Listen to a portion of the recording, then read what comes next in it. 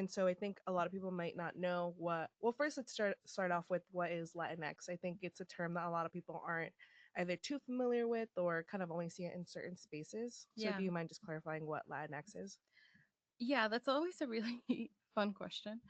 Um, because it's kind of a hard question, right? Because I think Yeah. the question that I get a lot is like, what's the difference between Hispanic, Latino, Latina, Latinx, Latine?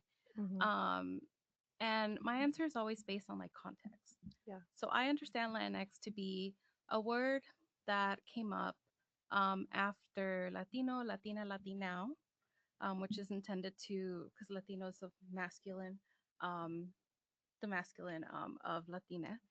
And so over the past couple of like Latinx movements, historically, they started including like, because then you have the feminist movement coming in. Hmm. And then you start incorporating queer folks, and they're like, okay, Latina or Latinx. And I think that is partly where Latinx came from. It was one of more of the integration inclusivity of queer folks, especially queer Latinx folks. I also understand it to somehow be related to indigenous languages Mm. in Latin America. Okay. I don't quote me on that. Okay. I may have misread that.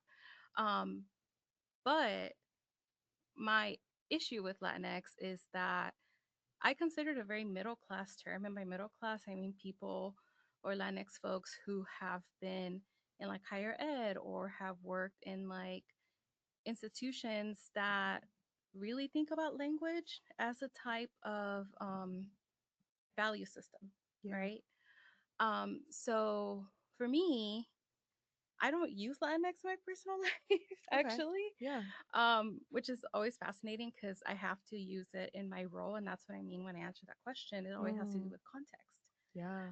Contextually, in an institution and in systems, I would use Latinx because it is more of a inclusive practice. Yeah. Um, there's also Latine, which is the Latin with the e at the Mhm. end or the e, Mhm. and that's was more created in Spanish-speaking Latin America as a Mm. way to combat the X because the X is very American-centric and very English-centric, right? Mhm. So Yeah. again, it's context. So what I tend to do